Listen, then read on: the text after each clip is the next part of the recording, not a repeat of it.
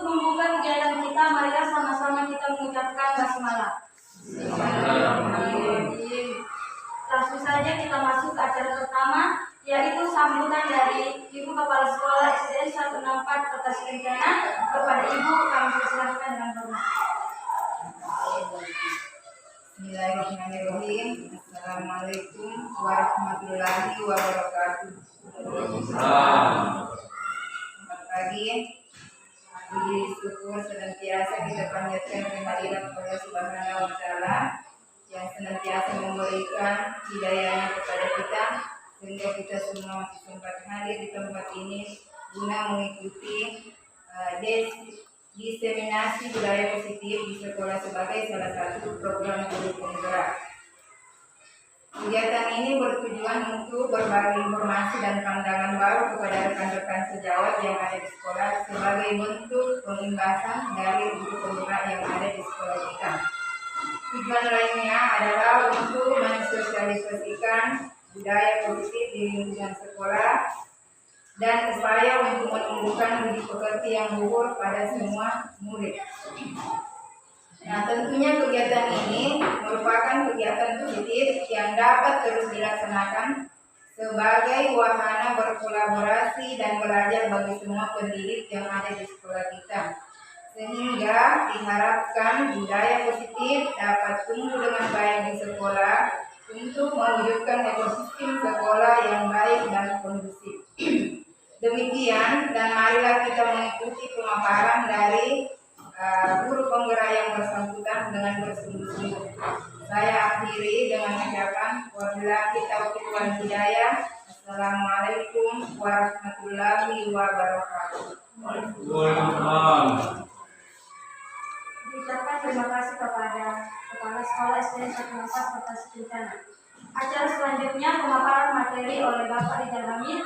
Kepada Bapak kami persilakan.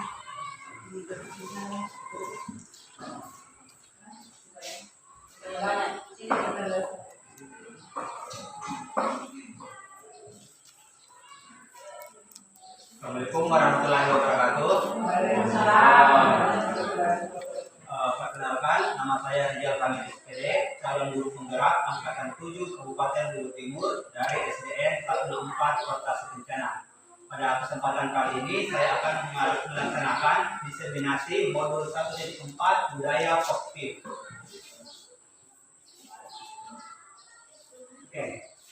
Berbicara tentang budaya positif, tentu ini menjadi hal menarik bagi kita semua. Karena ini materi baru yang mungkin kita dengar. Budaya positif ini kalau kita perhatikan ada terdiri dari dua kata, yaitu budaya dan positif. Budaya, kalau kita berbicara tentang budaya berarti itu sesuatu yang sudah melekat pada diri kita, yang lama pada diri kita dan dilaksanakan secara terus-menerus. Dan berbicara tentang positif, tentu ini adalah hal-hal yang baik yang perlu kita laksanakan.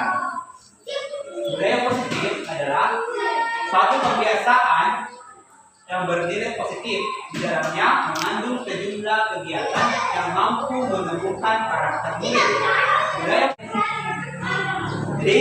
Budaya positif adalah suatu kebiasaan yang bernilai positif, di dalamnya mengandung sejumlah kegiatan yang mampu menumbuhkan karakter murid. Jadi budaya positif itu dibangun mulai dari diri siswa, kemudian dikembangkan di kelas, kemudian tumbuh bersama di dalam sekolah. Jadi kita mulai dari hal terkecil, dari individu murid, ditanamkan bagaimana budaya positif, kemudian kita kembangkan bersama di kelas, dan seiring kelas-kelas itu bisa mengembangkan budaya positifnya, maka akhirnya lingkungan sekolah bisa menjadi budaya positif bersama. Budaya positif perlu dibangun dalam satu kelas.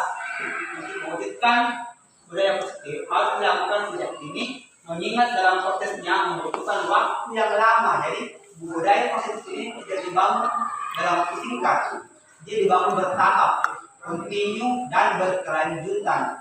Namanya juga budaya. Jadi budaya ini tidak satu dua kali, tapi terus menerus berkelanjutan.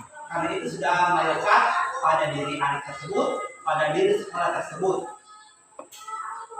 Sebagai calon guru penggerak tentu memiliki peran yang dalam peran besar dalam mewujudkan disiplin positif baik dalam kelas maupun lingkungan sekolah. Nah, berbicara mengenai budaya positif ini berkaitan erat dengan yang namanya disiplin positif.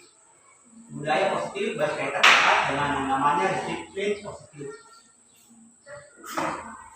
Oke, pada materi ini ada beberapa pemaparan yang akan saya sampaikan. Yang pertama yaitu perubahan paradigma stimulus respon. Yang kedua, disiplin positif dan nilai kebajikan universal. Kemudian, motivasi perilaku manusia, keyakinan kelas, kebutuhan dasar manusia, posisi kontrol restitusi, dan segitiga restitusi. Jadi semua materi ini berkaitan dengan bagaimana caranya upaya kita membangun budaya positif di sekolah. Oke, yang pertama perubahan paradigma stimulus respon. Jadi bagaimana seseorang melakukan respon atau kontrol. Nah, seorang psikiater dan pendidik William Glasser dia menggunakan teori bahwa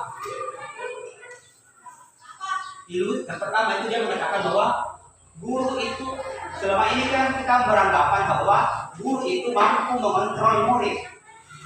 Guru mampu mengontrol murid, padahal sebenarnya guru yang bisa mengontrol diri seorang murid atau diri seorang manusia itu hanya dirinya sendiri. Jadi seorang guru itu tidak mampu mengontrol murid. Selama ini kita berpemahaman bahwa guru mampu mengontrol murid, tapi pada dasarnya murid itu hanya bisa mengontrol dirinya sendiri. Kalau kita memberi perintah kepada murid, sebenarnya itu kita bukan mengontrol murid. Dia hanya menyerahkan diri untuk dirinya bisa dikontrol karena itu merupakan suatu kebutuhan. Jadi murid menyerahkan diri untuk dikontrol oleh guru karena itu adalah suatu kebutuhan. Kapan dia tidak dikontrol pasti ada hukuman atau imbasnya seperti itu. Kemudian William Gilbert juga mengatakan bahwa ilusi bahwa semua penguatan positif itu efektif dan bermanfaat. Penguatan positif. Jadi tidak semua penguatan positif itu bisa bermanfaat. Misalnya ketika seorang siswa baru berlaku baik, diberi penguatan positif itu kadang itu dia seseorang itu berperilaku atau berbuat kehendak itu karena dia mengharapkan mengharapkan imbalan seperti itu. Jadi seorang siswa itu tidak boleh terus-menerus diberi penguatan. Jadi untuk melakukan sebuah tindakan siswa itu harus ditumbuhkan dari dalam dirinya sendiri. Kemudian ilusi bahwa kritik dan membuat orang merasa bersalah dapat menguatkan karakter. Yang keempat, ilusi bahwa orang dewasa memiliki hak untuk memaksa. Jadi tidak boleh kita tidak boleh memaksa kehendak siswa. Setiap siswa punya hak untuk mengontrol dirinya sendiri. Materi selanjutnya itu disiplin positif. Jika kita berbicara tentang disiplin positif, mungkin kata disiplin ini berarti bagaimana kita mematuhi aturan atau tata tertib di sekolah. Saya sendiri menyadari bahwa mungkin kadang-kala saya juga masih kurang disiplin. Tapi di sini disiplin positif merupakan unsur utama dalam konsep budaya positif. Jadi ketika kita ingin membangun budaya positif di sekolah, yang harus pertama diterapkan itu adalah disiplin positif. Bagaimana kita berperilaku positif di sekolah. Disiplin identik dengan kepatuhan. Jika dibawa ke dalam pembelajaran, maka yang terbayang adalah murid yang patuh pada tata tertib, pada tata aturan kelas, patuh pada tata aturan sekolah. Jika melanggar akan terkena hukuman. Jadi selama ini kita melihat disiplin itu lebih kepada aturan dan hukuman. Namun pada artikel ini konsep disiplin positif mengacu pada bagaimana seorang guru membimbing muridnya dalam menumbuhkan disiplin dari diri. Jadi bagaimana kita menumbuhkan disiplin itu bukan sekedar murid itu melakukan disiplin karena takut hukuman. Jadi bagaimana sikap disiplin itu bisa tumbuh. Bagaimana sikap disiplin itu bisa tumbuh dari atas kesadarannya sendiri, bukan karena takut hukuman atau karena ingin mendapatkan ujian. Sama dengan kita, bagaimana kita bersikap disiplin.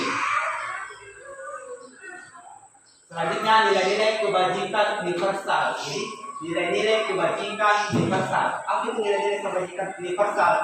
Nilai-nilai kebajikan universal merupakan nilai-nilai kebajikan yang disepakati bersama secara umum, terlepas dari agama, suku maupun antar golongan.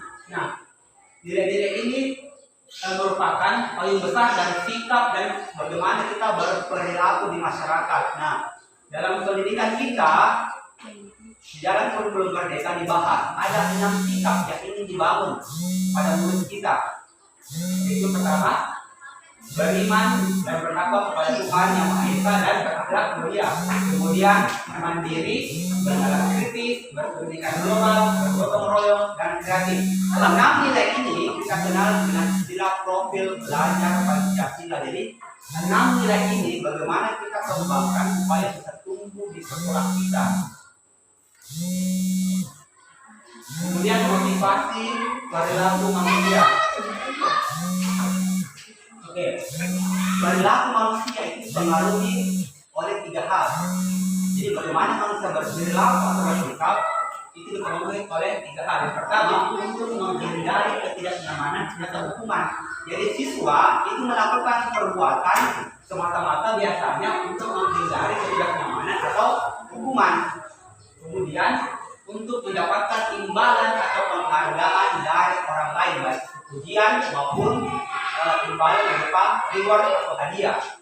Kemudian untuk menjadi orang yang mereka untuk menjadi orang yang mereka inginkan dan menghargai diri sendiri dengan nilai-nilai yang mereka percaya. Nah, sekarang kita itu fokusnya bagaimana membentuk peserta didik yang mampu menumbuhkan nilai, yang mampu bersikap supaya mereka berperilaku itu bukan untuk yang nomor 1 dan nomor 2, bukan untuk menjadi hukuman dan juga bukan untuk mendapat pujian, tapi agar nilai-nilai yang ada pada dirinya bisa tumbuh dengan sendirinya.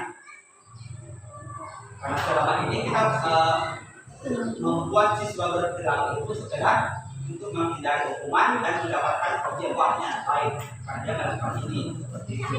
Saya melakukan ini supaya tidak dihukum seperti itu. Jadi harus bagaimana kita membangun kesadaran peserta didik kita. Selanjutnya kebutuhan dasar manusia. Ketika seorang murid melakukan suatu perbuatan yang bertentangan dengan nilai-nilai kebajikan atau melanggar peraturan, hal itu sebenarnya dikarenakan mereka gagal memenuhi kebutuhan dasar mereka. Jadi ketika murid dan kita melakukan pelanggaran, kesalahan, biasanya itu ada 5 hal yang kebutuhan mereka yang tidak terpenuhi. Yang pertama itu penguasaan, kasih sayang, dan rasa terima, bertahan hidup, kesenangan, dan kebebasan. Biasanya salah satunya ini tidak terpenuhi. Kadang ada murid ini merasa bebas sehingga dia melakukan perbuatan sesuka mereka di dalam kelas.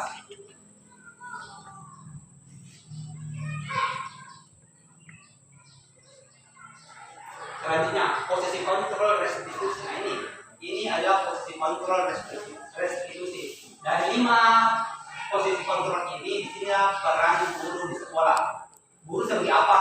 Yang pertama sebagai penghukum, pembuat merasa bersalah, sebagai teman, sebagai pemantau, atau sebagai manajer. Jadi guru di sekolah itu memiliki 5 peran tergantung guru yang bersangkutan kira-kira kebiasaannya itu ada di posisi mana. Yang pertama penghukum.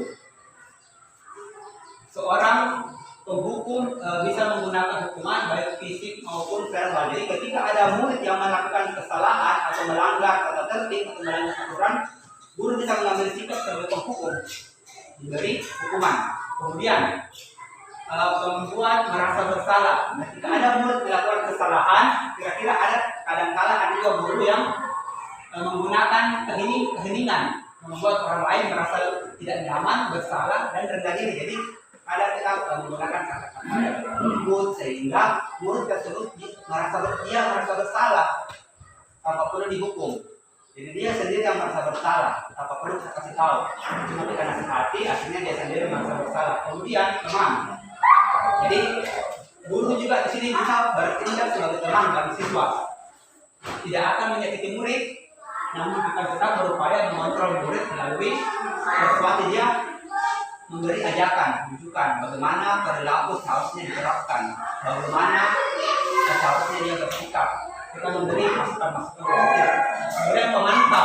pemantau di sini mengawasi. Jadi mengawasi apa yang dilakukan oleh murid, apakah dia melanggar atau tidak. Kemudian manajer. Nah, manajer mempersilahkan murid bertanggung jawab kerja, kemudian mendukung murid agar dapat menemukan solusi atas permasalahannya sendiri. Nah, jadi ketika ada murid yang melakukan pelanggaran atau perbuatan salah, tanya kira-kira yang kau lakukan ini benar atau tidak. Kalau tidak, apa yang harus kita lakukan untuk memperbaikinya, seperti itu. Nah, dari kelima posisi kontrol ini seharusnya sebagai seorang guru itu yang paling baik itu adalah sebagai manajer. Bagaimana kita bisa mengajak siswa menemukan solusi dari perbuatan kesalahannya. Nah, keyakinan kelas.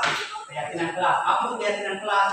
Keyakinan kelas ini mirip dengan kesepakatan bersama atau aturan kelas bersama. Biasanya di setiap kelas itu punya aturan atau tata tertibnya sendiri. Misalnya di kelas ini dilarang apa? Dilarang pakai sepatu masuk kelas, harus datang jam berapa, siapa yang tiket. Nah, ini contoh kesepakatan kelas. Kesepakatan kelas yang ada di sekolah lain yang kira-kira sebenarnya tanpa sadar itu kita sudah buat kesepakatan kelas di kelas-kelas. Yang pertama, selalu menjaga kebersihan kelas dan halaman sekolah. Ini salah satu kesepakatan kelas. Keyakinan kelas adalah salah satu disiplin positif yang bisa kita terapkan dalam membangun budaya positif di sekolah. Jadi budaya dari kelas.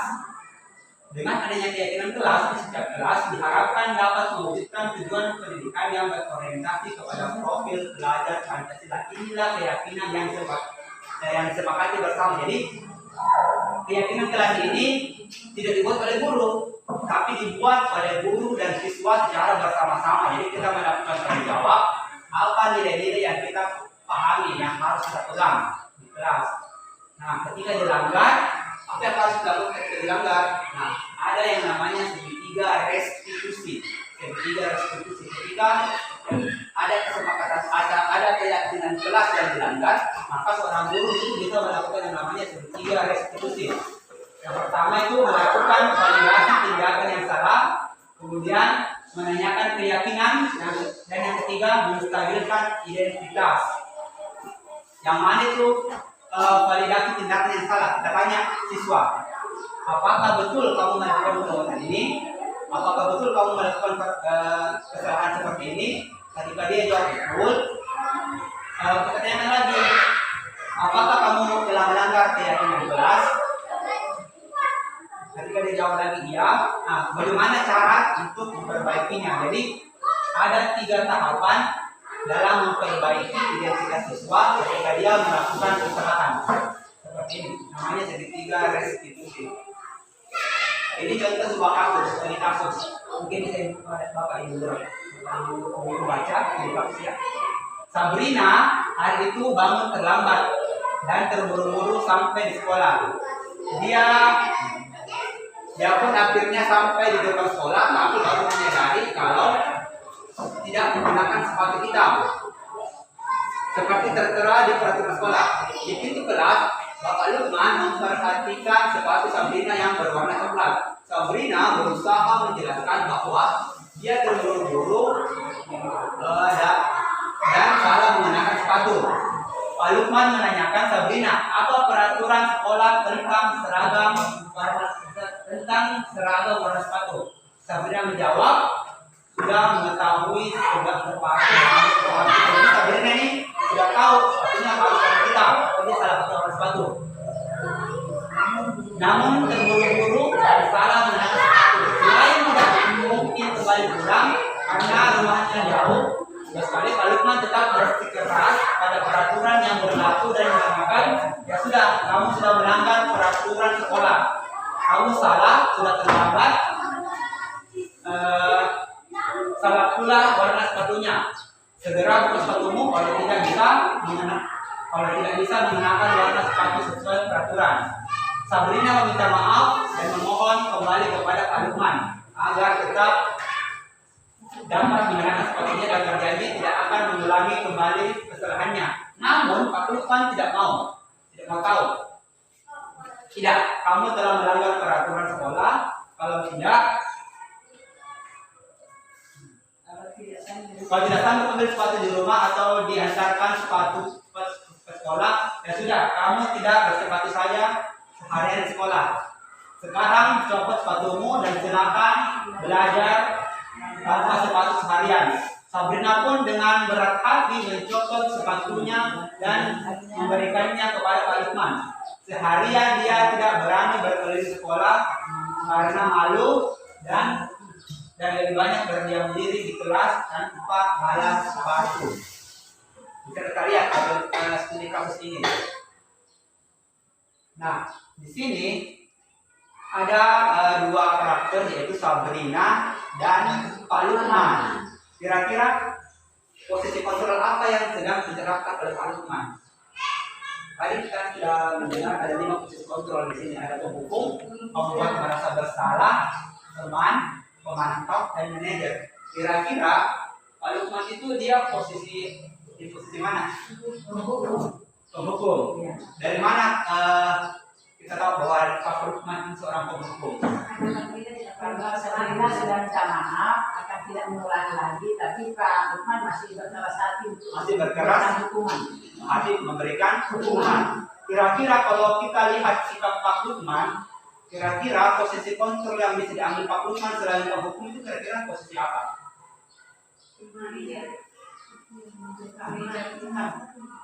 Misalnya Bapak di Ibu Guru ada di sebagai Pak Lukman. Kalau menurut Ibu sendiri, seharusnya Ibu ambil sikap seperti apa?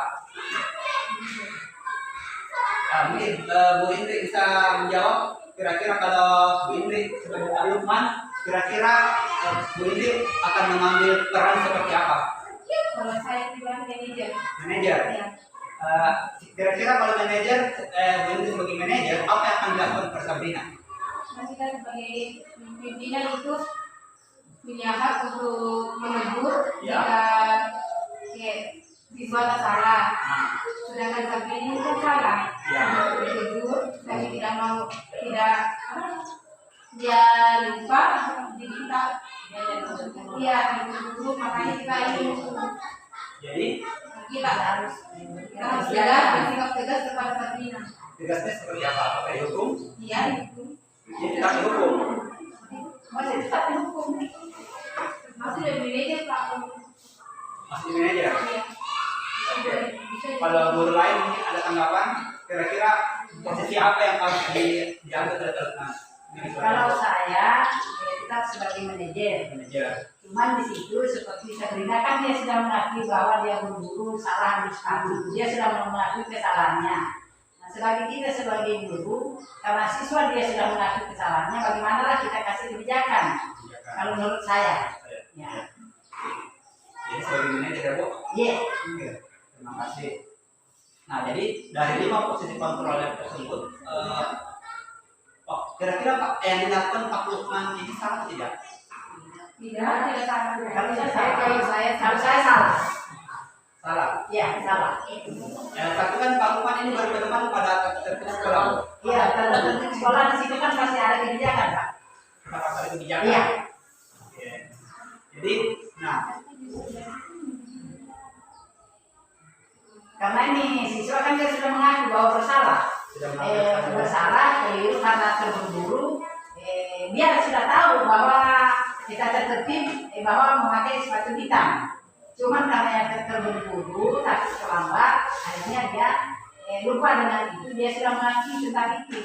Jadi kita sebagai guru ya harus ada kebijakan. sebenarnya apa yang dilakukan Pak Lukman ini sebenarnya tidak salah ya. Cuma persepsi kita dalam menerapkan posisi kontrol seorang guru itu berbeda-beda. Jadi tidak ada yang salah, hanya posisi kita yang berbeda-beda. Jadi Pak Lukman ini dia lebih memilih sebagai penghukum. Nah, tapi disarankan untuk Bapak Ibu guru kita bisa menjadi manajer ya. Pak Lukman ini tetap berpedoman bahwa harus dilaksanakan tata tertib, karena kalau yang lain melihat tidak tidak dilanggar, tidak dapat dihukuman. Pasti yang lain mungkin juga akan berpikiran, oh dan saya juga begitu. Jadi kita harus pandai-pandai memilih posisi. Kira-kira kita harus berada di posisi kontrol yang mana.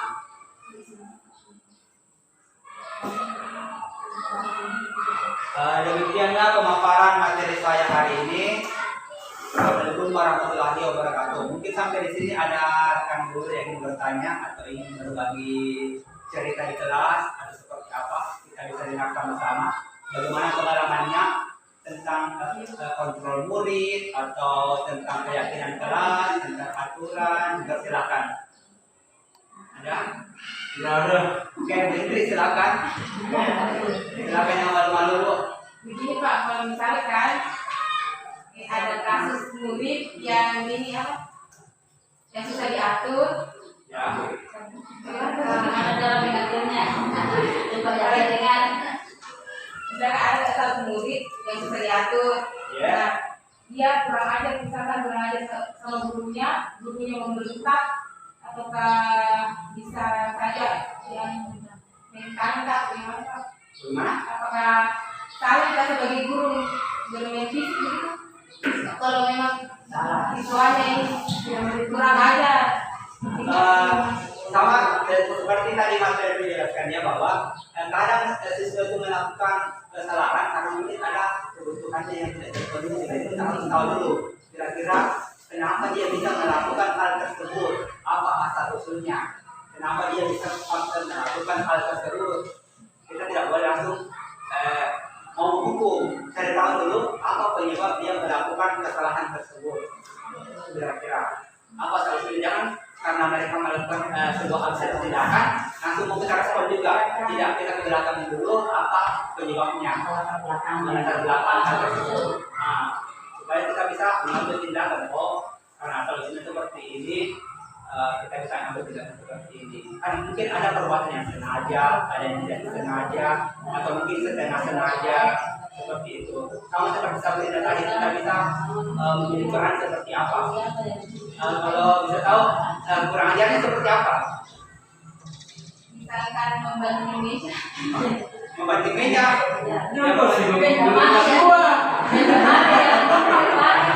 Ya, membantu meja. Siswa atau gurunya? Siswa gurunya. Membantu meja gurunya. Siswa membantu meja depan guru. Ya. Mungkin kita harus cari tahu dulu Tapi kenapa. kan kita sebagai guru sudah sabar menghadapi, sudah diperingatkan baik-baik. Apa masalahnya kalau bisa dia bantu meja di depan guru? Sama tugasannya dia bisa kalau di rumah selalu menghadapi kalau lagi marah, ada gimana ini, apa tindakannya sebagai guru? Siapakan yang Jadi kita harus cari tahu dulu ya apa yang kenapa bisa seperti ini. Apa yang menyebabkan hatinya marah atau tidak terima. Satu, namanya dia kebetulan kasih sayang, dia selalu menghayal di kelas. Ya, bisa itu. Saya sendiri terjadi anak kurang kasih sayang dari ibunya dari bapaknya. Cara saya masuk di ranah apa tadi itu yang segitiga ya, kurang kasih sayang tadi yang mana dari itu. Nah, di situ kebutuhan dasar manusia, kebutuhan dasar yang tidak terpenuhi. Ada tadi, nah di situ kasih sayang dan rasa terima, sayang dan rasa terima. Kadang juga ada kesenangan, ada mungkin dia melakukan perbuatan yang tadi asik, kemudian diganggu, mungkin dia marah. Ada juga siswa yang mau bebas, tidak mau diatur, marah.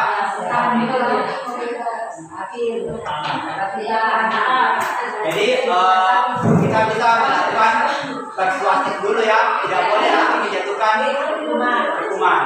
Lakukan persuasif dulu.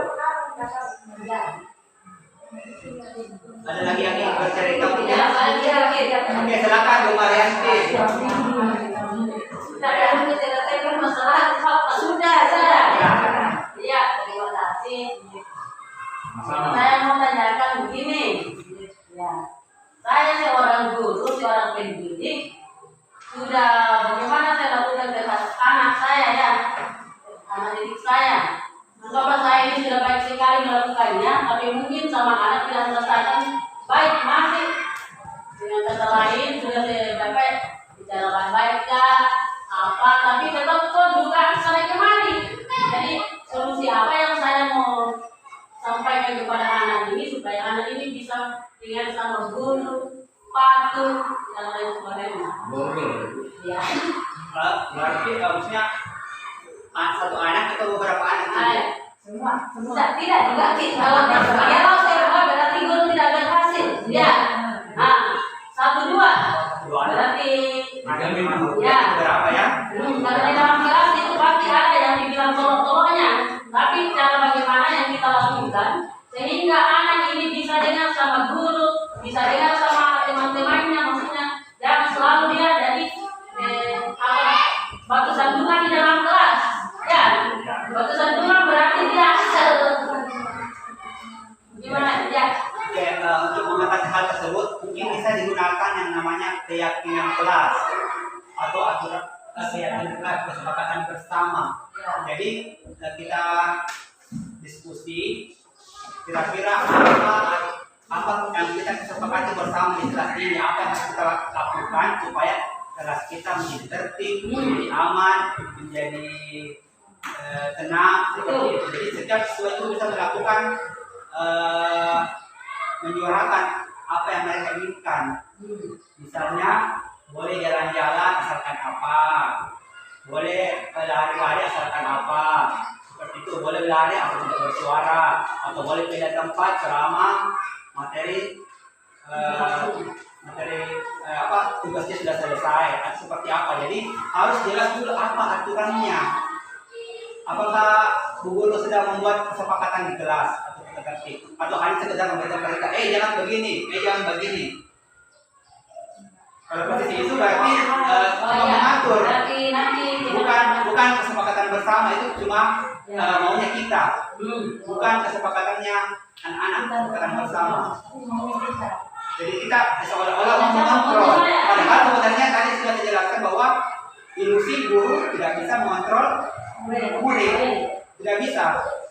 Yang bisa kita buat adalah bagaimana menumbuhkan kesadaran diri supaya mereka mau berbuat seperti itu. Salah satu caranya adalah dengan membuat keyakinan kelas, kesepakatan bersama yang harus dimiliki oleh setiap anggota kelas. Nah, kalau setiap kelas sudah punya aturannya, masing-masing diharapkan tumbuhlah budaya tertib di sekolah seperti itu. Jadi sepakati dulu apa seperti ini, saling menghargai dan menghormati. Nah, itu harus dilakukan. Ditanamkan kepada anak-anak, sepakati dulu, dijelaskan kepada anak-anak apa sih pentingnya saling menghargai dan menghormati. Penting tidak? Bagus tidak kalau kita tidak menghargai teman? Nah, kalau sudah disepakati ya sepakati. Nah, ketika anak-anak melanggar kesepakatan, nah kita baru boleh ambil tindakan seperti itu. Selama ini kan kita cuma mengontrol ya, mau mengontrol. Itu saya rasa hal yang sulit. Jadi kita harus bangun kesepakatan yang disepakati bersama. Jadi dia punya rasa tanggung jawab untuk melaksanakan dan mematuhinya. Seperti itu. Ada lagi Bapak Ibu? Sudah cukup. Masih lagi pasti, orang tua kita pasti. Kenapa guru dikatakan tidak bisa mengontrol murid? Ya, bisa mengontrol murid. Ya. Maksud saya. Begini, contoh ya. Nur minta tolong sini. Saya minta bantuannya ya. Kau murid. Minta tangan sebentar. Tolong dibilang. Jangan dilepas, karena itu hal yang sangat penting. Tolong Bu Ayu kesini minta tolong bantuannya.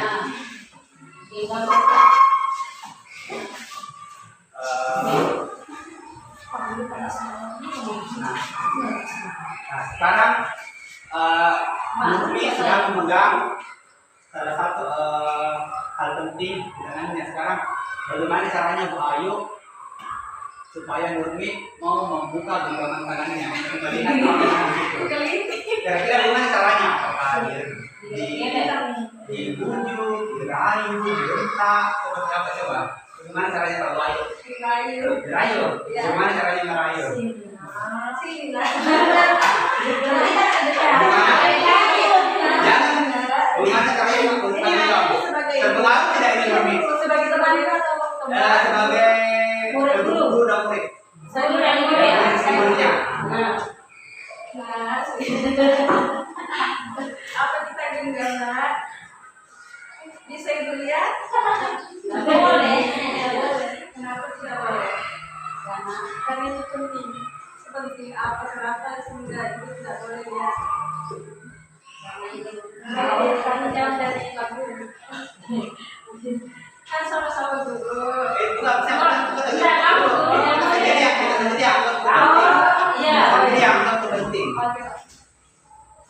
Oh ini penting untuk saya. Jadi kita tidak ingin memberikan kepada orang lain. Nanti tidak ikhlas. Aduh kan kita sama-sama. Iya, memang begitu langsung. Saya kenapa? Ini rahasia. Cukup saya yang tahu kalau ya. Bagaimana kira-kira mau disebut? Ada ini kebaikan lain. Nanti ibu kasih reward hadiah jika saya bisa melihatnya. Apa hadiah? Hadiah mau. Terima kasih. Nah, jadi gurunya berhasil membujuk siswanya membuka tangannya. Nah, kalau kita lihat dua orang tadi, kira-kira siapa yang punya peran kontrol? Siapa yang punya peran kontrol? Siapa yang punya peran kontrol? Guru atau murid? Siapa yang punya peran kontrol dalam membuka genggaman itu? Guru kalau saya. Siapa? Murid. Guru. Siapa yang punya peran kontrol? Guru. Kalau menurut saya guru Pak. Tadi kan di atas dia jadi mengetuk hatinya murid. Mau saya buka akan. Nah nanti kalau sudah saya buka saya dapat hadiah. Hadiah gitu. Iya, itu yang Oke, bagus. yang kontrol guru atau murid? Murid. Kalau saya kan murid. Iya Pak. Kalau ada sugesti. Jadi sambung dia hatinya murid. Guru yang Oke, yang bilang guru angkat tangan. saya guru. Yang bilang murid angkat tangan. Jadi yang punya peran kontrol sebenarnya adalah murid itu sendiri. Ya, betul, Bapak. Kenapa bisa Pak? Ya, kalau saya Dia yang punya kendali atas dirinya sendiri. Tidak ada yang bisa mengendalikan orang lain kontrol dirinya sendiri. kecuali dirinya sendiri. Seperti itu. Karena dia biasa dirinya sendiri dalam bunyinya. Ketika dia mau, dia kendalikan sendiri. Saya mau buka. Ah. Kalau dia nggak mau, dia nggak mau. Dia mau. Biar bagaimana biar Tapi dia sudah mau, dia tidak mau. bisa. Ya. Kalau cara kamu muncul tidak bisa, pasti dia tidak mau. Karena kita istilahnya bagaimana supaya siswa ini tersentuh hatinya, merasa disayangi, sehingga dia mau buka tangannya. Tapi kalau memang dia istilahnya tidak merasa tersentuh hati, dia tidak mau buka tangannya. Berarti dia yang punya kontrol siapa? Murid, karena dia sendiri yang emosinya. Dia sendiri yang mau buka. Berarti guru hanya menunggu. Guru hanya menghasilkan rasa apa memberi sugesti. Bagaimana caranya? Supaya dia mau. Dia mau, bagaimana cara dia mau. Seperti itu. Sama dengan aturan-aturan dan keyakinan-keyakinan kelas sudah dia dibagikan. Bagaimana caranya mau dilaksanakan? Harus dia dari diri sendiri. Seperti itu. Jadi guru sebenarnya itu tidak bisa mengontrol. Murid punya kontrol dirinya sendiri. Seperti itu.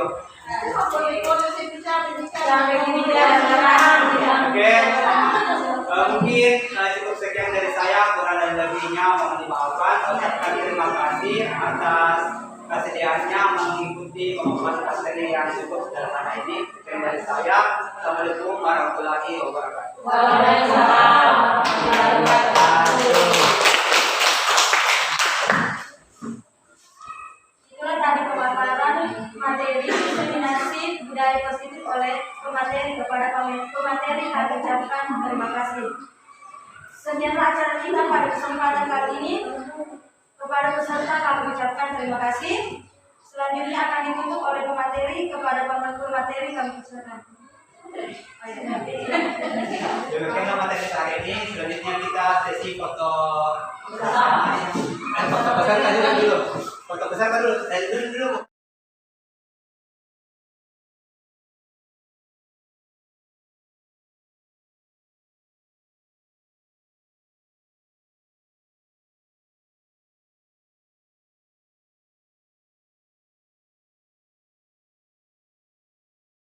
Assalamualaikum warahmatullahi wabarakatuh.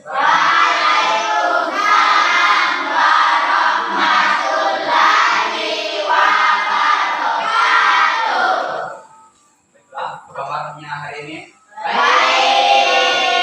Oke. Hari ini kita punya sebuah kegiatan menarik sebelum memulai pembelajaran, yaitu membuat keyakinan kelas. Seperti kita lihat, jadi kita akan membuat yang namanya keyakinan kelas 6. Mungkin kalian bertanya-tanya, apa sih itu keyakinan kelas? Ada yang mau tebak apa itu keyakinan kelas? Tahu? Ada yang mau coba-coba? Keyakinan berasal dari kata yakin.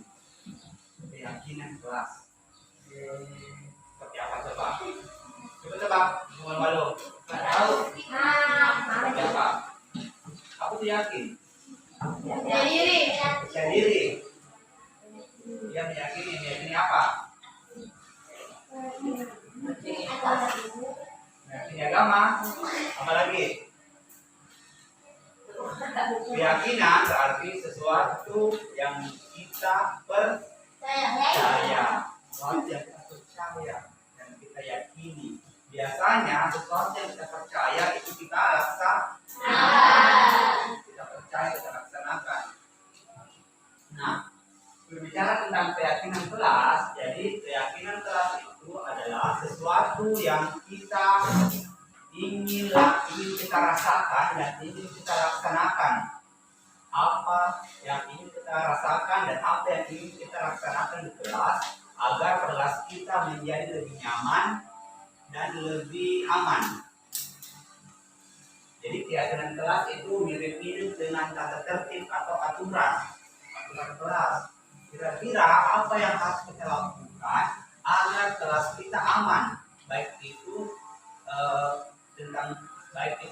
untuk diri sendiri, untuk teman maupun untuk guru. Kita membayangkan kelas seperti apa.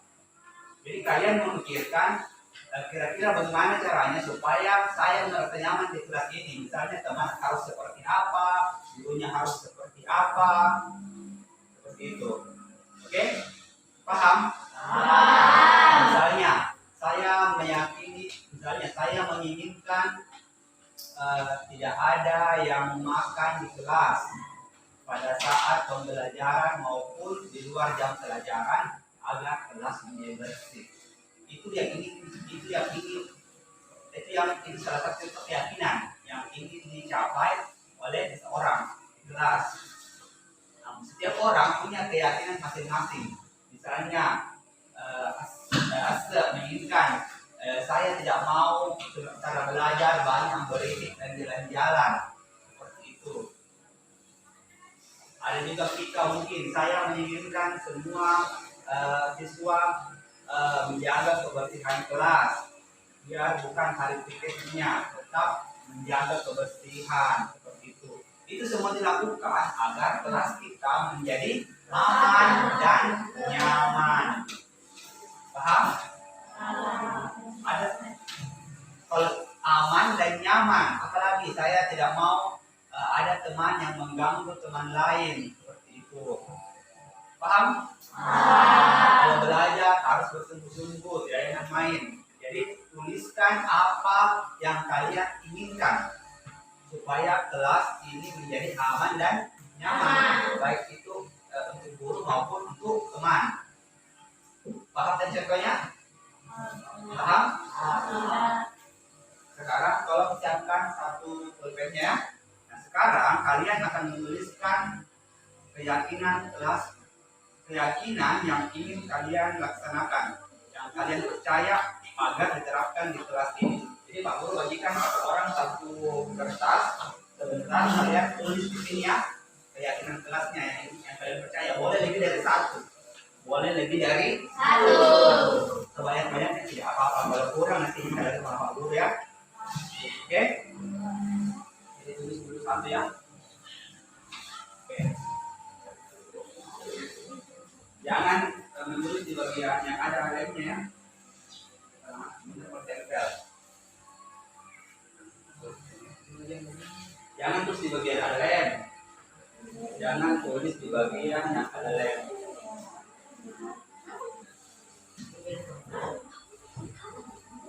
Silakan tulis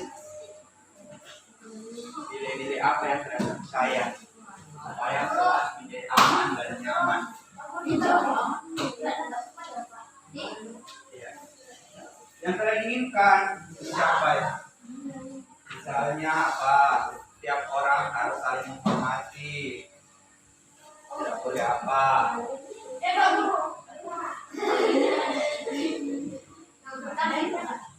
Ke belakang. Jangan menulis di bagian yang ada. Oke, silakan tulis. Nggak usah. Tulis saja keyakinan kelasnya. Jangan ditempel di situ Pak nih. Kita mentempel di sini. Suruh menulis, nggak usah tempel. Oke.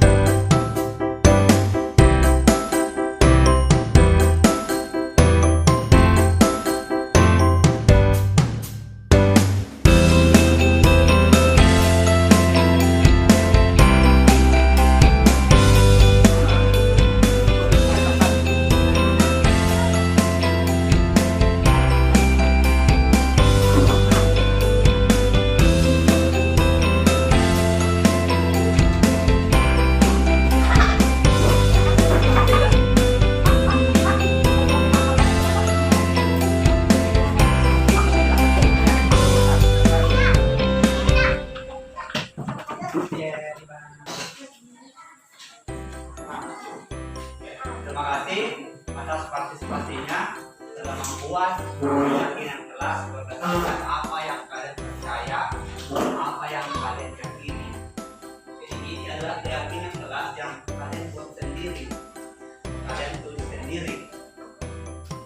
Menurut kalian semua ini dilakukan, maka kelas akan menjadi lebih aman dan nyaman. Oke,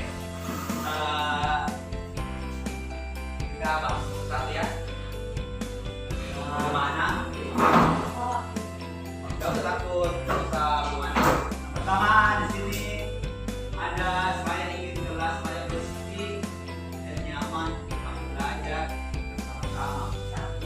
Kira-kira semua mau tidak kelasnya bersih? Mau tidak kelasnya bersih? Adakah yang mau kelasnya kotor? Bagaimana caranya supaya kelasnya bersih? Bersihkan. Menjaga kebersihan. Kalau tidak bisa bersihkan, jangan mengotori. Terutama yang tiket, kalian sudah buat jadwal tiket, tolong jadwal tiketnya diperhatikan, jangan jadwal tiketnya selalu tidak tiket. Oke, semua sepakat ya? Ingin kelas yang bersih dan nyaman. Ingin kelas yang bersih dan nyaman. Jadi semua orang, kalian sepakat ya? Semua sepakat bahwa kelas itu harus bersih dan nyaman. Oke, seperti itu. Membersihkan kelas sudah dibahas ya. Tidak boleh mengejek antar sama teman dan saling menghormati. Mengejek teman dan saling menghormati. Kira-kira kalau kita saling mengejek, bagaimana rasanya? Bagaimana? Marah ya? Rasanya bagaimana? Marah? Marah ya? Ada rasakan saling mengejek? Kalian di sini kan? Kalian di sini tulis tidak boleh saling mengejek. Artinya kita harus saling menghormati. Kalian percaya tidak dengan saling menghormati itu bisa membuat kelas lebih aman? Percaya? Saya juga? Yakin kan? Jadi kalian sendiri dan tulis ya, saling menghormati. Tanda ya. Saling menghormati. Pak Guru ajak saja ya. Saya tidak ingin ada yang jelek-jelek dengan sama yang lain. Sama tadi ya. Tidak boleh jelek-jelekan. Artinya saling menghormati. Oke, saling menghormati. Jadi ini sudah ya.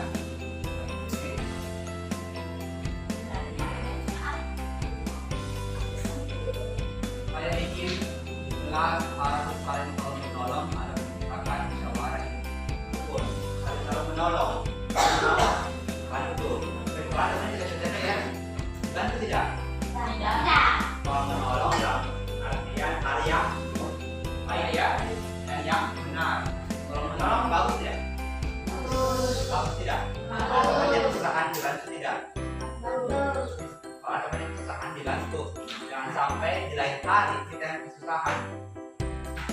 Misalnya, teman tidak pulpennya dipinjamkan.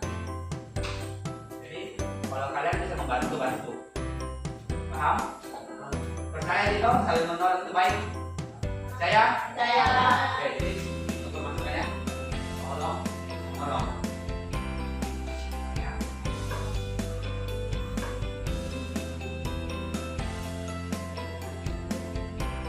Oke, kemudian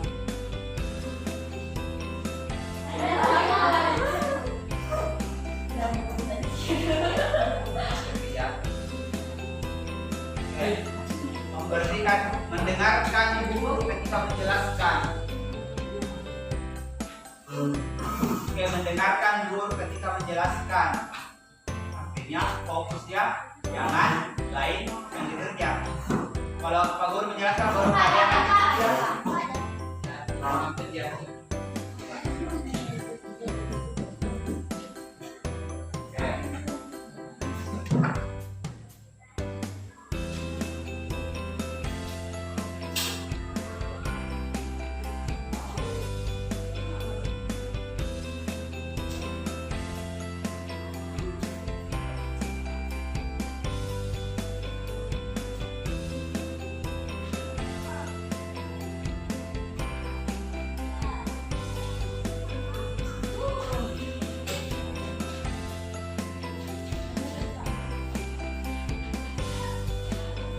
Oke, mendengarkan guru ketika menjelaskan ya. Oke, tidak ada yang kita ya, tidak ada yang melakukan kegiatan lain ketika guru menjelaskan ya. Saya menjelaskan dan mendengarkan ketika guru menjelaskan. Oke. Kemudian ada Saya tidak ingin ada teman-teman yang memukul kepala. Ya, itu. Kepala, dorong-dorong, main fisik, istilah main fisik, cubit, senggol, dengan sengaja, sentuh temannya dengan sengaja, disiku, tendang, hanya main kepala ya. Bagus tidak kalau kita ganggu temannya secara fisik seperti itu? Bagus tidak? Jadi kalian percaya tidak boleh melakukan kekerasan fisik ya? Tidak boleh melakukan. Percaya tidak? Yakin tidak? Gimana yang lain? Yakin Ji? Pak, tidak yakin? Kalian tidak yakin? Supaya selesai aman. Gimana? Tidak boleh kekerasan fisik ya? Kalau tidak setuju bilang. Supaya Bapak tidak termasuk di sini. Sini saja. Ada di sini taruh. Di mana? Taruh di mana? Sana, pegang di kelas. Setuju atau tidak? Setuju Jamila? Mana?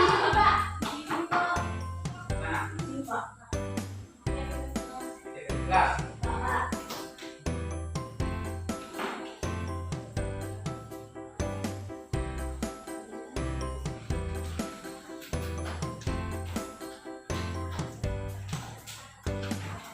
Oke, sini ya. Orang sini ya. Oke. Jadi tidak boleh ada kekerasan fisik ya. Tidak boleh ada kekerasan. Oke, lanjut.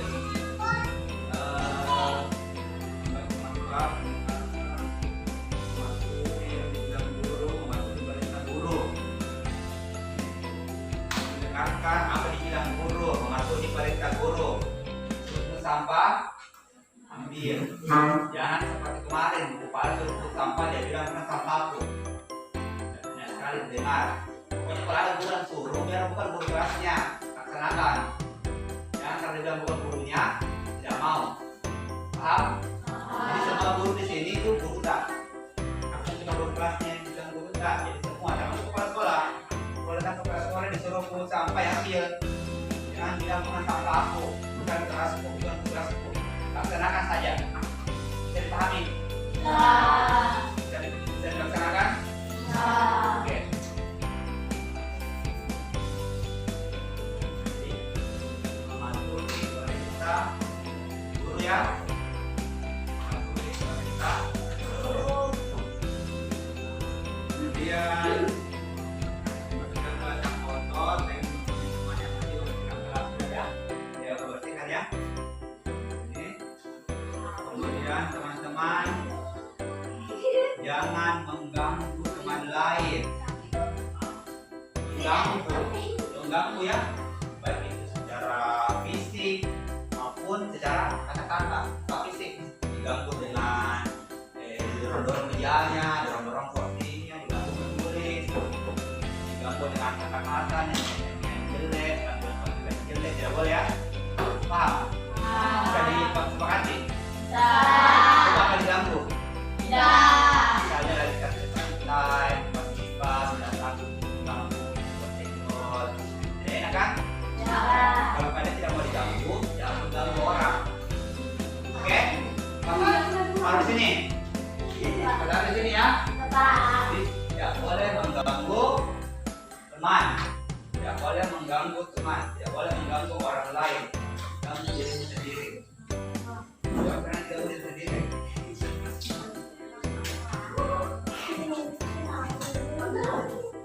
Oke, ini ya. Tidak boleh mengganggu teman. Kemudian ada saya mau teman saya jangan mengikuti orang tua saya jelas menjaga ini jelas seperti jangan jalan-jalan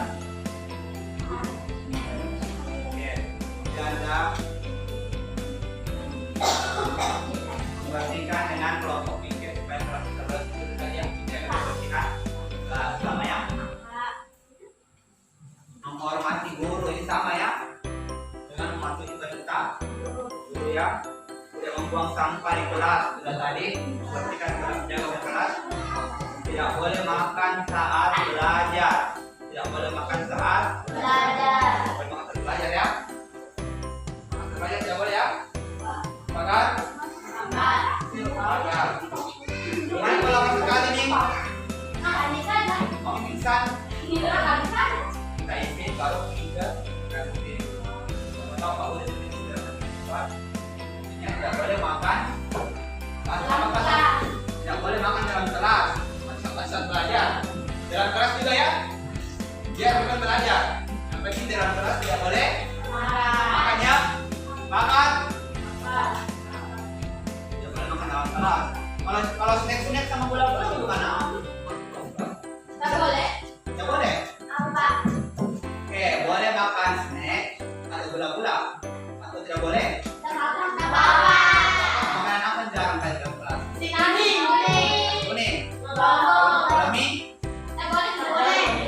Jadi intinya makanan berat ya? Makanan berat. Jadi tidak boleh makan makanan. Ini zaman-zaman sekolah bayi ikan. Kenapa bayi? Saya ingin dikasih ini teman-teman saya sampah di kelas dan nyaman. Sudah ya? Jaga, bersihkan. Paling menghormati sudah, menjaga kebersihan sudah, betul menjaga nama orang tua kita ini. Kemudian saya ini kelas bersih, nyaman sudah, teman saya menghormati sudah, menghormati, membuang sampah sudah, tidak boleh menjadi orang tua sudah tadi. Oke. Ini semua sudah sama di sini ya. Oke. Ini ada kurang lebih 1, 2, 3, 4, 6, 9. Ada 9 keyakinan yang secara umum merangkum keyakinan atau hal-hal yang dipercaya di kelas ini. Yang pertama adalah menjaga kelas tetap bersih dan nyaman. Jadi kalian harus menjaga kelas bersih dan nyaman.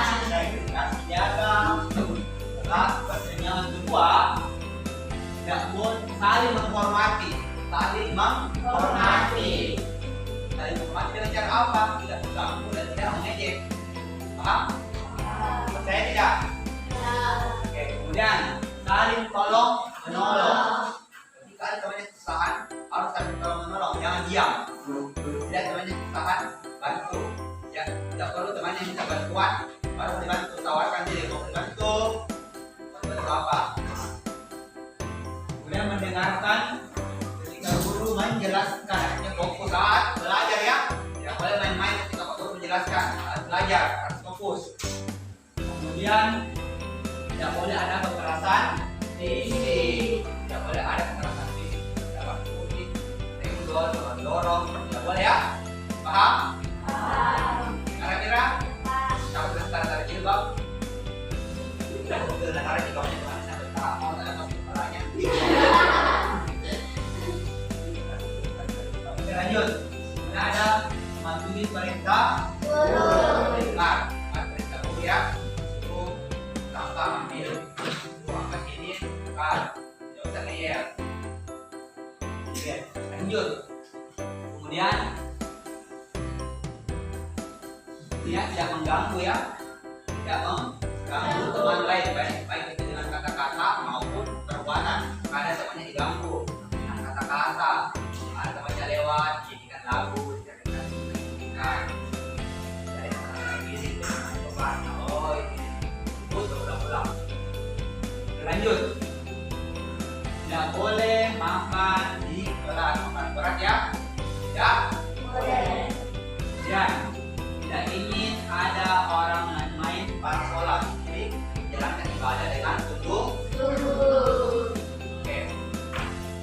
Semua dari 9 keyakinan ini kalian percaya tidak untuk menjalankan semuanya? Saya. Bisa tidak dijalankan? Bisa tidak? Bisa. Sepakat tidak? Sepakat. Oke.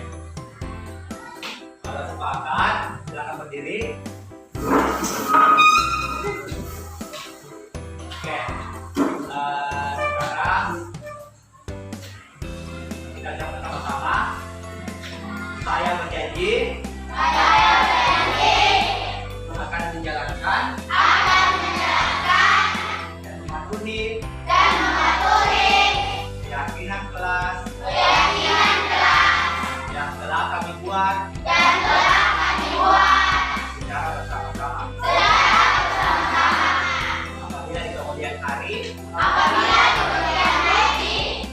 saya melakukan kesalahan dan tidak mematuhi keyakinan kelas, saya siap untuk memperbaiki diri. Siap memperbaiki diri ya. Oke, terima kasih. Jadi demikianlah kegiatan kita hari ini. Kegiatan kita hari ini akan membuat